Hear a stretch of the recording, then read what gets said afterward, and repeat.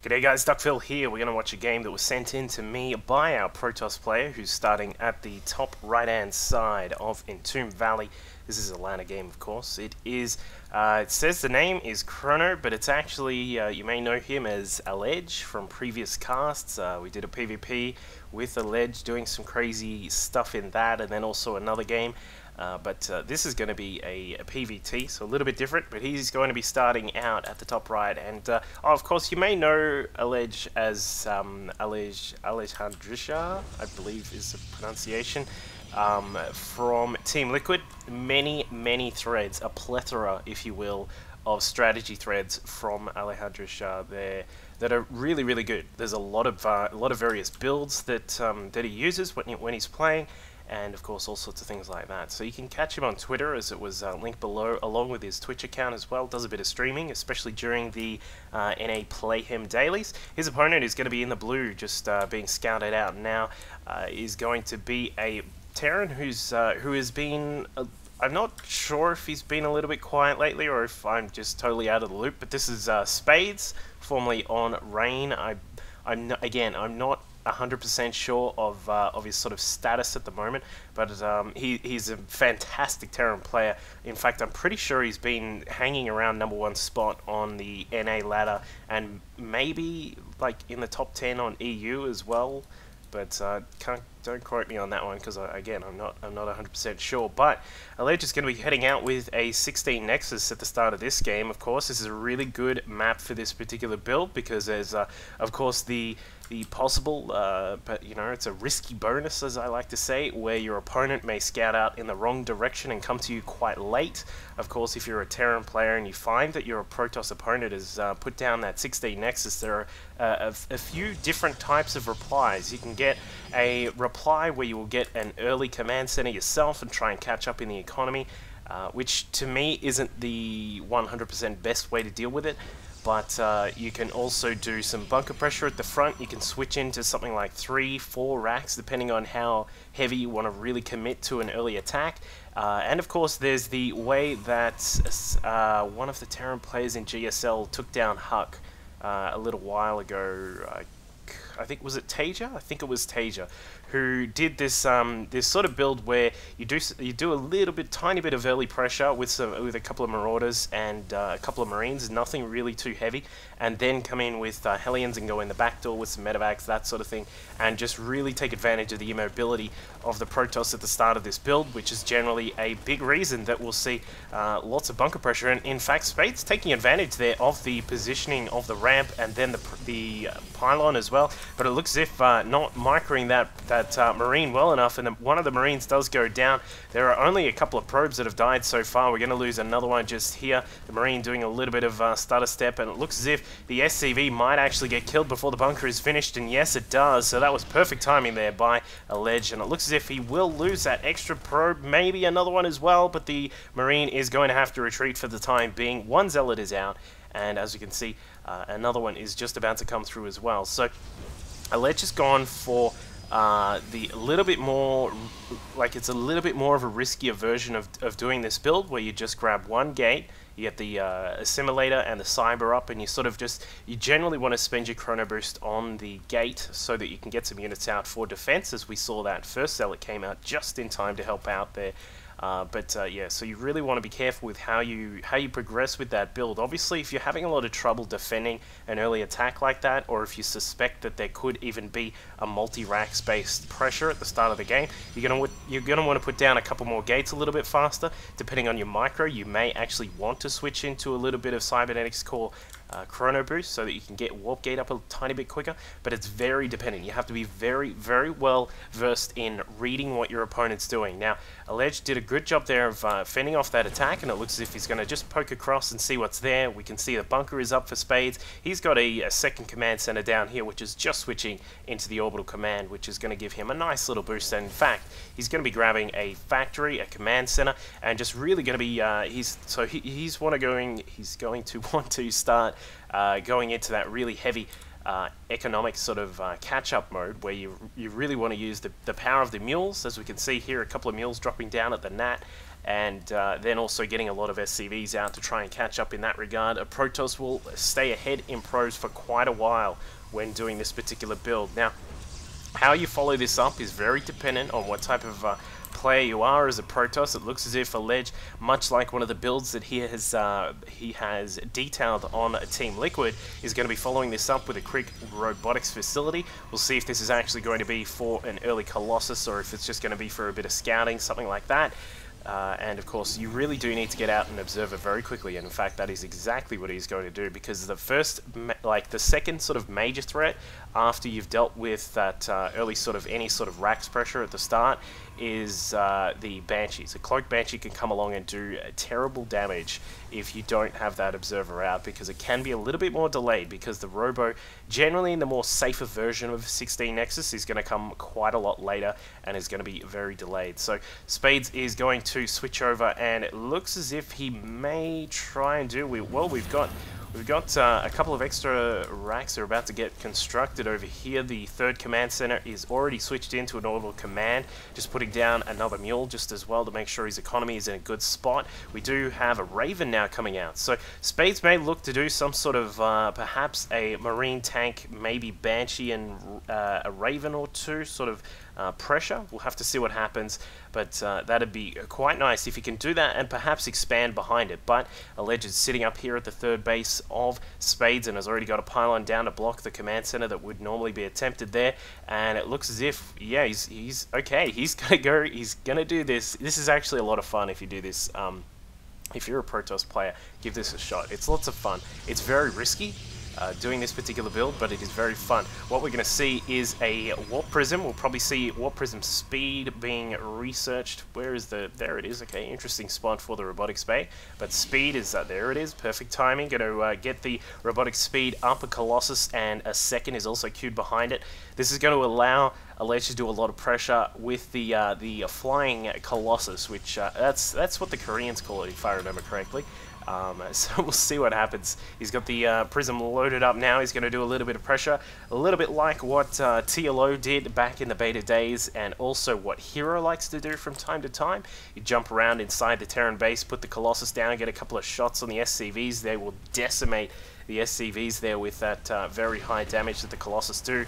But he's just got to be careful where he puts down. The siege tanks will be able to take a shot at the Colossus, but we'll find out where he's going to go first. It looks as if he is going to go in here to the main base, and Warp Prism speed complete, so he's going to be able to drop down straight away and actually catching a big group of the SCVs there, swiping through quite a lot of them, getting a couple of kills, and is now able to retreat. The Marines nowhere near fast enough to keep up with the Warp Prism, and this is the part where you can just sort of bounce around and do quite a lot of damage. It's a little bit like having a Banshee, where you can just sort of sit around and just sort of draw your opponent out from where they normally are, because you want to try and be able to just take down some of the SCVs, maybe get a couple of Marine kills if you've got some good micro, and then behind all of that, you want to be taking up, getting some good army count going, and that is exactly, in fact, he's really going for the tech route here. We got another couple of Colossus on the way, and the Colossus back inside the natural now, just saying hello, poking at those SCVs. Probably don't want to go down there because there is a tank in range, and he is going to be forced back just for the time being, but the tanks are doing a good job here of covering this front section of the base, and then a little bit of that natural. We'll probably see that there are a few units. Has he actually got... No, he's got a tiny force just inside the main, so good job by Spades to be protecting all of that. Combat shields and stim on the way for Spades. He's going to have double upgrades also coming through once the armory completes, which is just about to get done. So we are going to go for a pretty heavy bio style here from Spades. In fact, it may even be a mixture depending on what he wants to go for.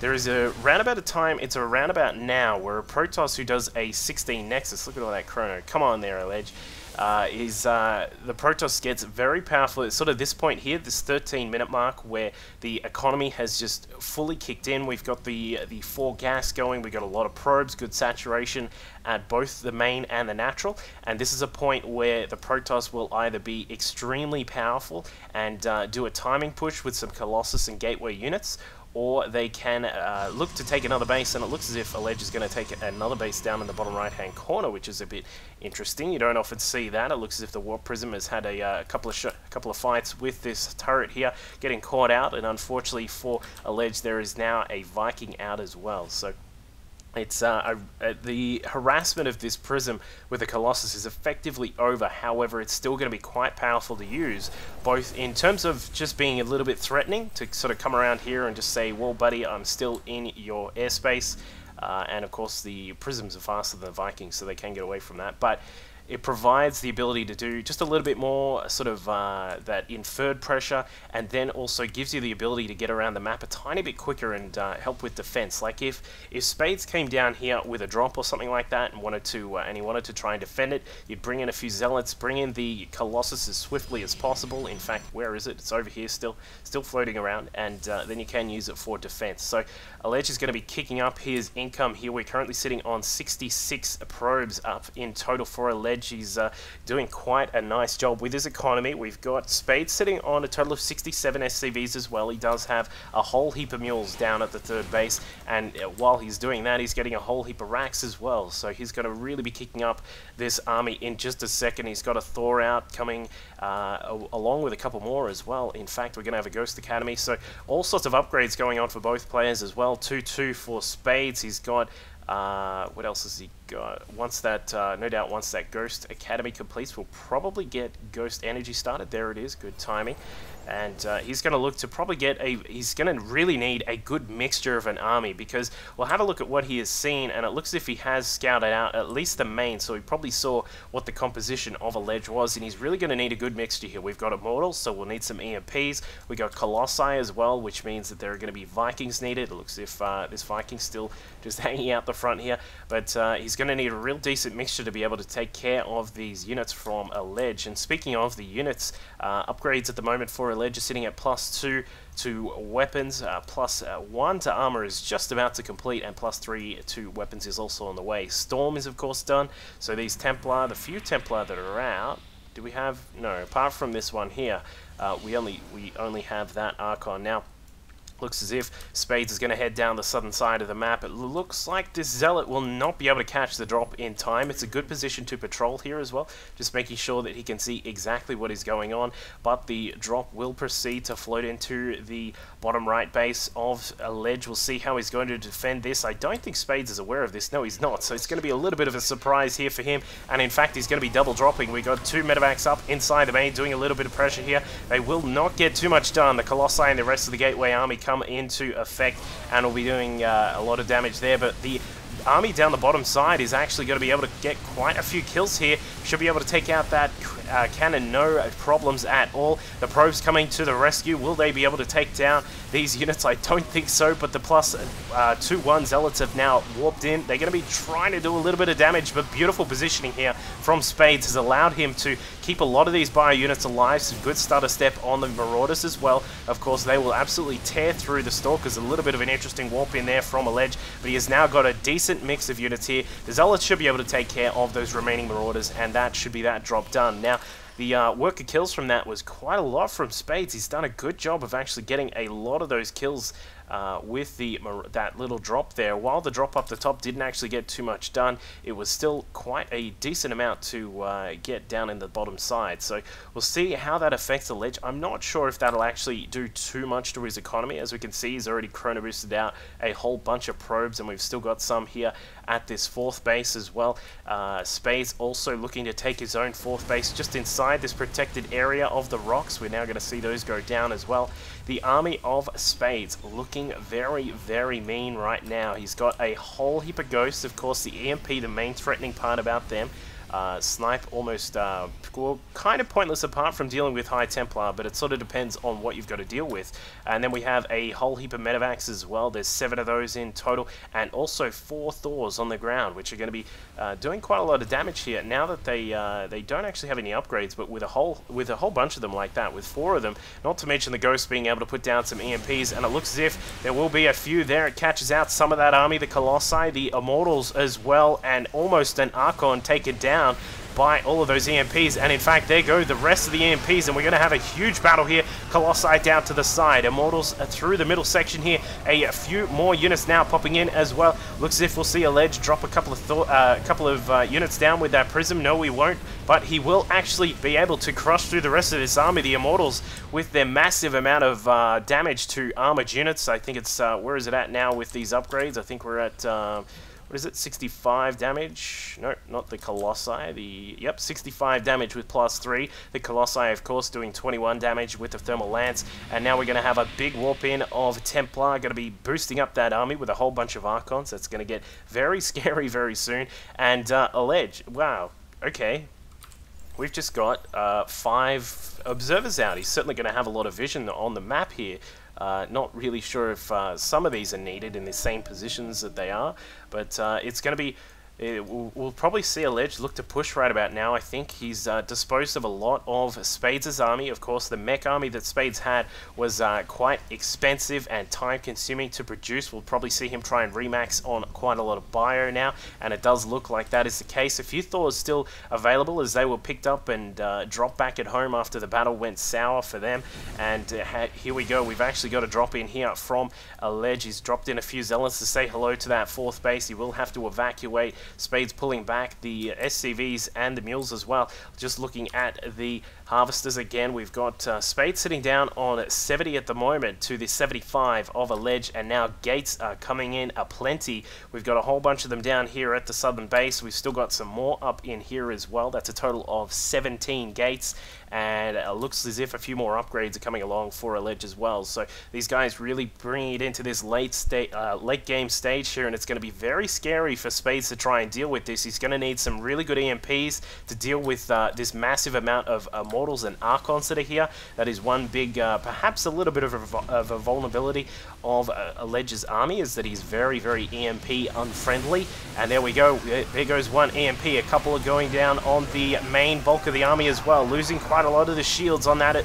And it looks as if Alej may be able to actually clean this up regardless. He's got these Immortals doing so much damage with 2-1-3 upgrades and warping in a few Zealots at the back with that Warp Prism. That is a Warp Prism from the start of the game, ladies and gentlemen. That guy is an absolute hero, and it looks as if Alej is going to sweep through this. He's disposed of all of the army. The supply difference sitting at 152 to 122, and I don't think there is a way that Spades is going to be able to come back with this. He's got a few more bio units now popping out, but they're going to be absolutely slaughtered once they get down the ramp.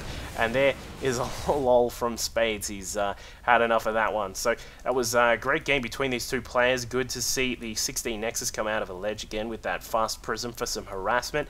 And Spades doing a good job of holding off for quite a while there. I think perhaps the mixture of units that he had, maybe if he went a little bit more bio heavy, I'm not actually sure how you would actually deal with that. If you've got your own thoughts on how Spades should have done a little bit better with that attack, please feel free to put some comments down.